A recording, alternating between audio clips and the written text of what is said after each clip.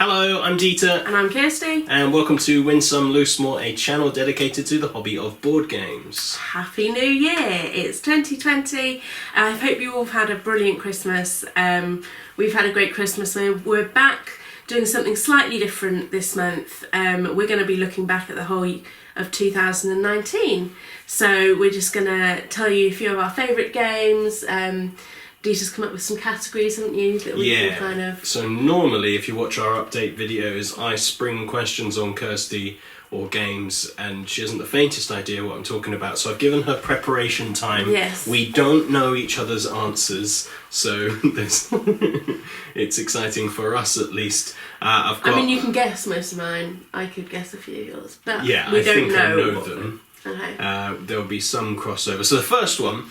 We're relatively new to the hobby still, and so as we were looking over, we've played nearly 50 games we've never played before. So never mind how many games we've played nearly 50 games this year that we've never played before. Some came out this year, I think about 10 of them came out this year, and some are from previous years. So the first question I asked was for you to pick the top 3 games that we've played this year that we'd never played before. So I'm interested to know what yours are. I've got my list here. Should we do alternate? So I'll do one, you do one.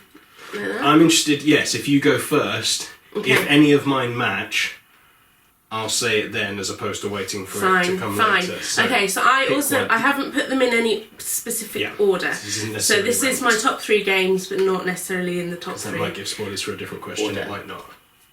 So we didn't put them in order. Okay. So what are your top 3 games that we played for the first time? If you watch back over our updates, you'll see a general idea of what some of those games are. I've written it down. I'll try not to look. Onitama. Onitama. So Onitama is a 2-player game. Yeah. That is a bit like chess, but loads better. So I really enjoyed that in 2019. I thought that was great. We took it camping on our holiday. Yeah, it was good. I'm now worried that we're going to have exactly the same 3 games, because mine is also Onitama. We're so similar. We're in tune. It's merry. It's brilliant. It really is. It's really fast. It's fun. We've taught it to a few people. The component quality is really high. It's a neoprene mat with chunky pieces. Super simple. Watch my why I like. A link should appear on the screen. You do your little boop thing. Hey, there it is somewhere. I don't know. Maybe there. But Onitama is a great game. It came out a few years ago, so it's not a new one to this year. So people aren't talking about it so much. But great. We both thoroughly enjoyed that. It's high up in my top 10 even. Yeah. Yeah. What's another one that I've probably got the same No, it's your turn now. Oh, is it? Yeah, we're taking turns. Ooh. Okay. Okay. All right. The one that I don't think will be in your list, or shall I do the one that I'm pretty sure will be in your list so that we match? Yeah, okay, do the one that you're pretty sure. I'm pretty darn sure. This is sitting currently... Onitama's like my number 3 game of all time right now. Tapestry is currently my number 5 game of all time. And we've only had it for like 2 months, 3 months. I love Tapestry. I can't remember. If it's on your list or not. Oh, wow. Yes! Oh, good. Yes! I was really worried because we've had such fun with this. And you watch our last 3 updates, they're all about Tapestry because it's great. Yes. I get why people don't like it. I get why the random setup, we've played other games that you prefer because they're more strategic. Tapestry just gives you stuff and goes figure it out. Which you're not always a fan of, and sometimes games just don't go your way. So I get why people don't like it. You do mostly win, yes. I think I won our first game and have never won ever since. But it's just great fun. You get to pull off some amazing combos that are just super satisfying. It looks really cool. No spoilers for later. But it looks really cool. The art by Andrew Bosley is brilliant. Jamie Stegmaier is still possibly... He's certainly one of my favourite designers. Stonemaier is still one of my favourite companies, if not my favourite company. I just love supporting them however we can. We've got a good number of their games, enjoyed every single one that we've played. So Tapestry, we actually have the box here in front of us. So all the new ones we've tried to put in front of us so we can show you if needed. But Tapestry, certainly I'm glad is on both of our lists. Yeah. We've had a lot of fun together playing it. Yeah. We've taught it to a good number of people. Love it. Tapestry. Good game. All right, so we've matched 2 for 2 so far. I think Number we won't 3. match the third one. Okay. I would be... Well, because I'm pretty darn sure I know what yours is. You should too if you follow our stuff. Yes. And that's not my number 3. Tell me what my number 3 is. It is Men at Work. It had to be. It has to be. You love this game so much. It's just one of my favourites. It's just so much fun. You can't play it without having fun, and it's quite simple. Yeah. And there's nothing mechanically great about it. No, it's just a stacking game. But you can play it with all ages, We have. Yeah. 6 to 60 we've played at And least. and even if you play it just adults, just lots of fun. Yeah, it's more often that somebody loses rather than somebody wins. Yeah. I think once somebody's won, where you get 3 points for getting the highest thing, usually everyone else has failed by that point. It's just funny. It's fun. And with kids, it just turns into a mess where everyone's cheating and knocking things over and all sorts. But it's that kind of game that's okay. It's fun. If they were throwing things around in Tapestry, I'd get mad. So mad. So mad. My third one, which wouldn't necessarily be my top one, maybe, spoilers, is Rome. Have you got Rome? Now, I've literally just done a why I like for this.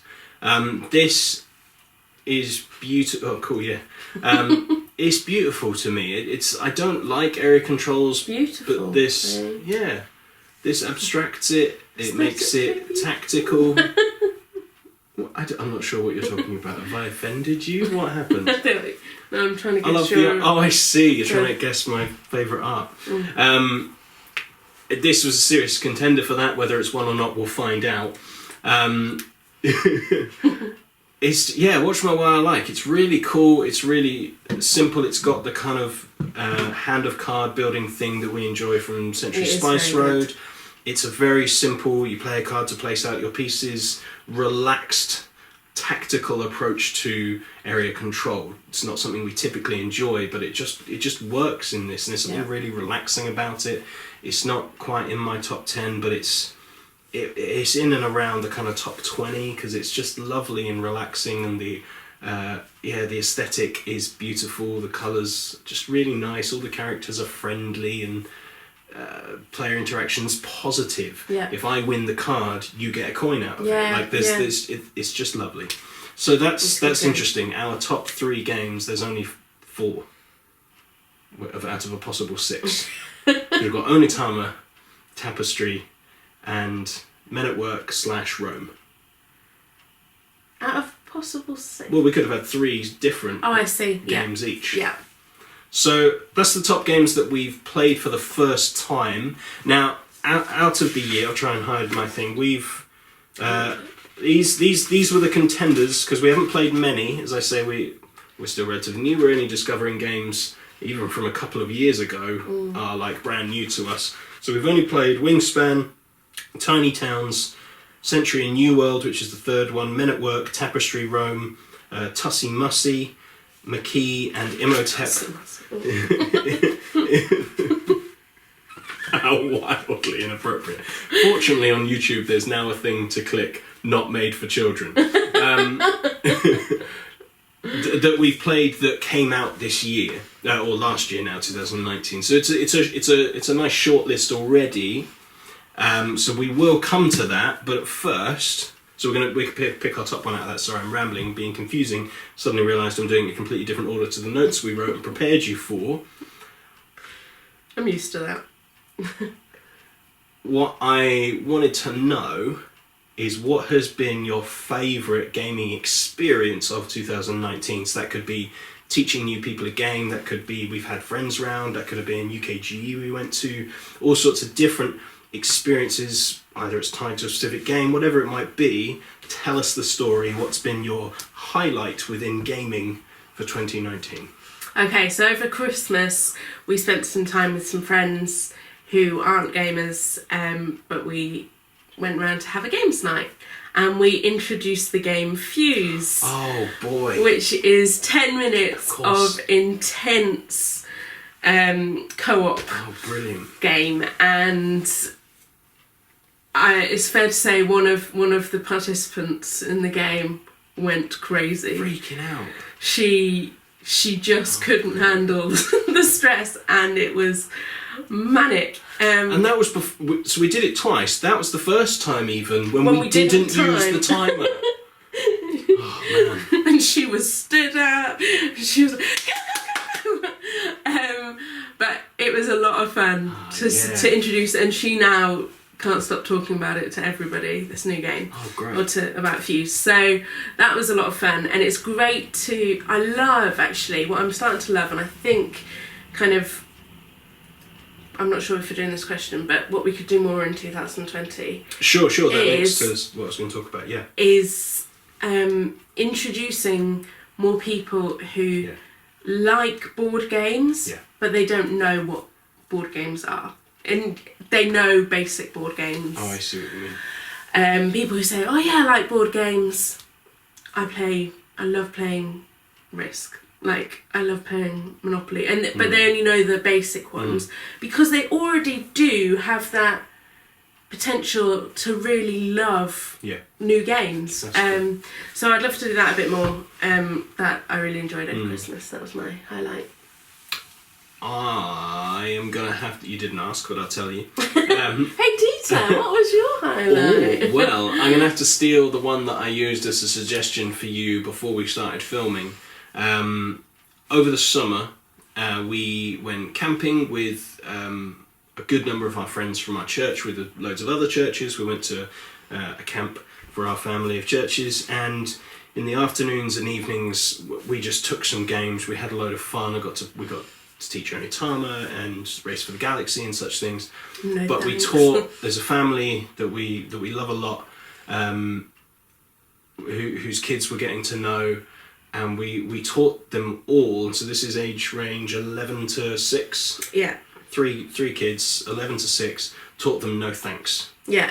Now, I know you disagree with me, but no thanks for me is my number 10 game. This is just a game that I think everyone should own. It's not an amazing design, it's not all that stuff, but as a tool... You can't see anything wrong with it. There's nothing wrong with it as an experience, like... Fuse, like those things that good games make gamers is a phrase that people use, and it's true.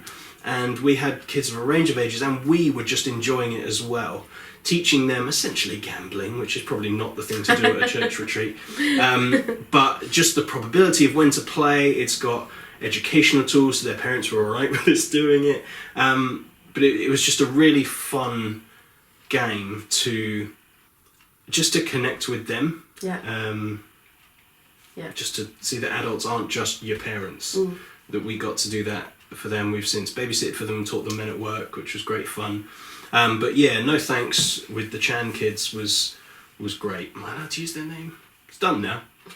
I didn't use first names. You don't know where we live. It could be anyone. There are a lot of Chans in London. Oh, okay. I thought that was going to get horrific for a second. So, those are our favourite games we've played. That's our favourite time that we've played. Aesthetic, artwork, graphic design, all the things. It's true, I don't care what people say, a good looking game is more fun to play. It just is. There are games that are so good we enjoy playing them even though they look bad, but I think we would enjoy them more. Yeah. Like the one you're liking at the moment, Vindication. It's not your aesthetic style, no. But you are loving the gameplay. If it looked like some of these other games, Tapestry or Tiny Towns or something, Men at Work, more accessible and lively and lovely, you might enjoy it even more. Yes. Good looking games, even bad ones, are better to play if they look good. So, out of the ones, there's been some good looking games this year. We've played a few of them. I'm really nervous about this. I had a definite top 2, and then I looked at it again and picked neither of them. My favourite one, my number 1, has come out of left field a bit. So what's yours? I'm weirdly nervous about this. You can share it with us. I'm interested to see if it's the same one. No, because I've got a little story for mine as well. Oh, have you? So you tell me. If you've got a story, you should go first, because if it's the same, I've ruined your story. Okay. Okay. We're so prepared. So, so I had one that sprung to mind immediately because we've always talked about how good the artwork is, which is Wingspan. And so I immediately put down Wingspan as my number one aesthetics, because I'm like, the paintings of the birds are just beautiful. And we didn't stop raving about that when we got it, about how just lovely a game it was, or lovely aesthetic. But actually, when I was sat here and Dieter started getting out the lids of the other games. So you were definite Wingspan until like a minute ago? Yeah. Oh, wow, okay. And I started looking at the lids of the other games. There were actually, so Rome came out. Let me show you Rome. It's beautiful. Rome is lovely. Men at Work, it's just that they've got it spot on for what it is. It's fun, it's good. Tiny Towns, It's lovely. The one I decided to go for is Maquis, because I haven't played it yet, but I just love it. Love the look of it. And I don't even know what it is about it. I just love it so much. Can I tell you my story? Is it as good as mine? So I was dead certain for weeks running up to this it would be Tapestry. It is, yeah. I was dead certain. I hadn't even considered Wingspan. As soon as you said it, you were thinking of Wingspan. I was like, oh, of course it should have been Wingspan. My close second was Rome. And then 5 minutes before we started, I chose Maquis. And I can't tell you why either. If you watch my playthrough, it just looks cool. There's just a particular art style that neither of us can put our finger on. This was my suspicion that it would be the same. Okay. As soon as I changed it, I was like, oh, it's going to be the same. But when you said you thought it would be the same, you were on Wingspan. Yes. So that's interesting. Yes. But no, Maquis, a solo game. So this and would not have just been the missed front out. cover, No, so all the components all are the just artwork great. is this style. The board it just pops out. It's just really lovely. Wow, we've matched on so much. I'm amazed. Weak. So now we come to don't hit. We come to the most exciting bit. What for you is the number one game to have come out that we've played? Obviously, there's going to be loads that you argue with because we just haven't played them. What's your favourite game that you have played that came out in 2019? What was the best game from 2019? You can't say Keyforge Worlds Collide because Keyforge already existed. Men at Work. Da-da-da. Holding up a prize. Really? Da-da. You weren't expecting that. I wasn't. Although I should have been, because it's like your number 2 game. Yeah, and out of the list of games that came out this year. Why? Tell us what you do. Well, I work. No. I've told you about this game. It's just flipping fantastic. Wow. And it was out this year, and it's fun and kiddie, and I can't think of anyone I wouldn't want to play it with. I mean, there are a few people I wouldn't want to play it with. Anyone who has the shakes.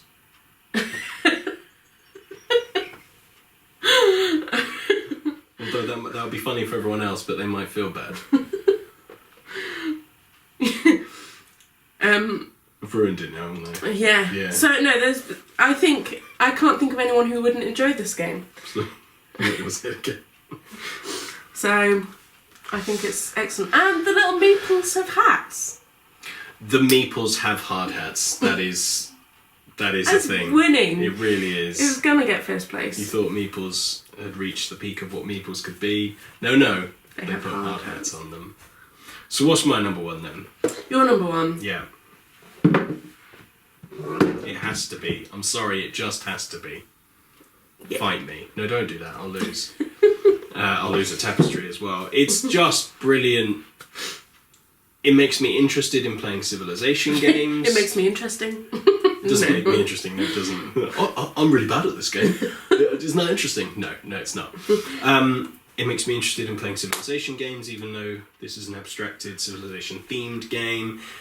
It makes me love good components even more. Even when we taught it over New Year, our sister-in-law was just like, "Ooh, weird texture on the mats." They've just made it just really good. Everything is just really good. There's something about a square board with rounded edges that everybody loves and no one knows why. No one knows why, but it's just cool somehow within board games. Square edges are just so last year. 2 years ago now, we're in 2020. 2 years ago. Tapestry, it is, this, I shouldn't have done the top 3 thing because we ruined our surprises. Yeah, Men at Work and Tapestry are brilliant games. You can play with a good range.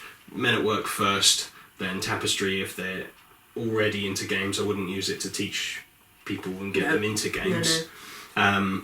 But all the even slightly gamery friends that we've got, that we've taught it to, have really enjoyed it, wanted to play it again, to try and dig into it. You get a different civilization each time, which matches up to the different Tapestry cards you get each time. It's just so variable that it's just going to be an interesting, engaging experience every time.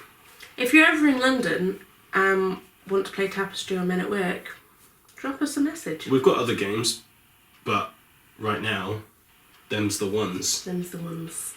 So Dieter. Yes, Kirsty. What are you looking forward to this year, 2020? 2020. So I'm hoping to go to UKGE again. We've really enjoyed going just for a single day. We have a low capacity and a low tolerance, and I get filled up quite quickly, and so we haven't even managed a whole day yet. A low budget. But I love going. I like being in the community. I like seeing other people making content, other people making games, just different types of people that play games. Mm-hmm. It's not just fat nerds like me anymore. No. It's such a wide range of people, and I love seeing that. We've got a couple of games with Christmas money that's come in. We've started playing one we've mentioned already, Vindication. We'll talk about that next time, which is just an amazing game that we've really started getting stuck into. Excited by Vindication. Very excited. I've picked up Lord of the Rings Journeys in Middle-earth, which is an app-run game, which is going to be a whole different Some of us experience. are not so excited. I can play it solo, it's fine. I know people that want to play it with me. It's cool. There's a couple of Kickstarters coming this year. Same artist as Tapestry. Andrew Bosley has done the art for Tungari, which is coming from Alley Cat Games, Support UK. That's weird. I've never done that before. Never do it again. I'm glad so few people watch these, because this is the most embarrassing times. What I'm most looking forward to, when we started this channel, when we set up what we were doing, it wasn't to do updates, it wasn't for me to do reviews of games, it was to, as Kirsty was saying before about teaching people new games, getting them into the hobby, is getting people into the hobby. We are genuinely excited about this. That's why we keep playing 50 new games amid the 150 games that we've played this year. It's about, oh, you enjoyed this thing, what's next? Doing all of that stuff, which is why we talk about the games that we talk about and we do the updates and the reviews.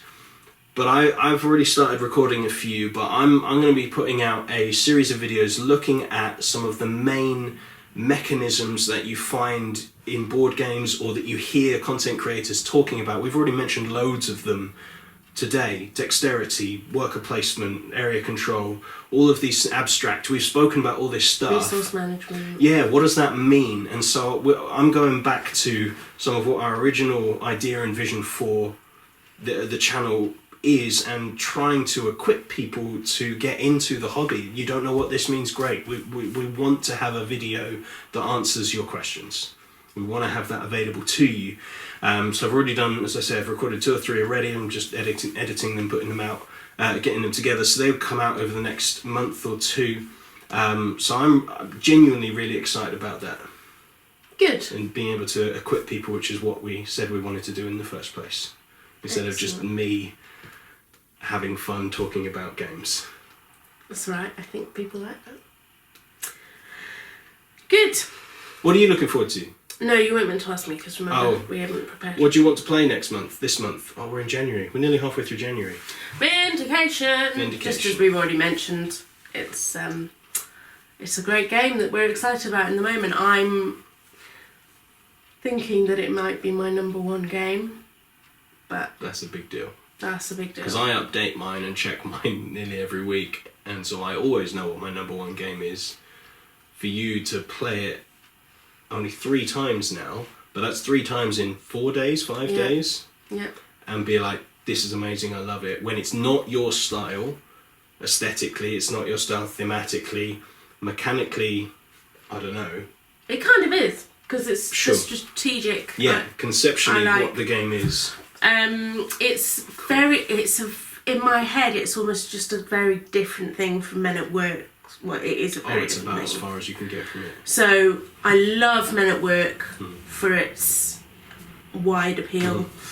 Vindication, you couldn't put down in front of a non-gamer and expect them to engage with it. But it's still an excellent game. And we're exploring all the things that come in the box. There's a base game and then there's other things you can throw in as well. And there's little unnecessary figurines. So unnecessary. But cool. Sure. Games that look good and more fun to play. Yeah. It's true. We just want to say over the last 1.5, 2 years, however long we've been making these videos, a huge thank you to people that watch it. For the few people that are starting to really interact with us, I've got to throw out a hello again to Matteo, who's been Big Boss Man. Big Boss Man. So London.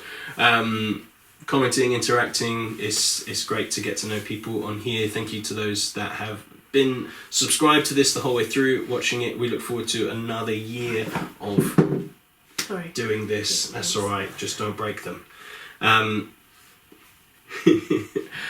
Yeah, thank you very much. I've been Dieter. And I've been Kirsty. For Win Some, Loosemore, we hope you have a great year and that you come back and see us, subscribe, follow, like, all the things. We'll see you soon. Bye. Bye-bye.